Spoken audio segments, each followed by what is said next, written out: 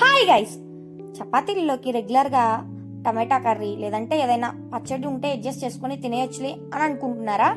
అయితే ఒకసారి ఇలా చాలా సింపుల్గా అయిపోయే సొరకాయ బెల్లం కర్రీ అయితే చేసి చూడండి.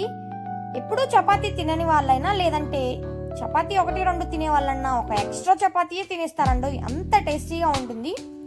ప్రాసెస్ ఏం లేదండి, చాలా సింపుల్ ప్రాసెస్. ఒక హాఫ్ సొరకాయని అయితే తీసేసుకొని కట్ చేసుకొని ఆయిల్ వేసేసి ప్యాన్లో హీట్ అయిన తర్వాత పోపు వేసుకోవాలి.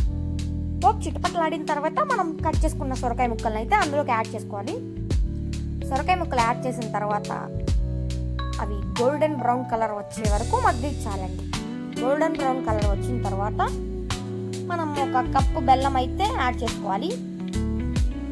యాడ్ చేసుకుని బెల్లం కరిగిపోయిన తర్వాత ఒక 4 స్పూన్స్ అయితే వాటర్ యాడ్ చేసేసి దింపేసామంటే టేస్ట్ మాత్రం నెక్స్ట్ లెవెల్లో ఉంటుందండి.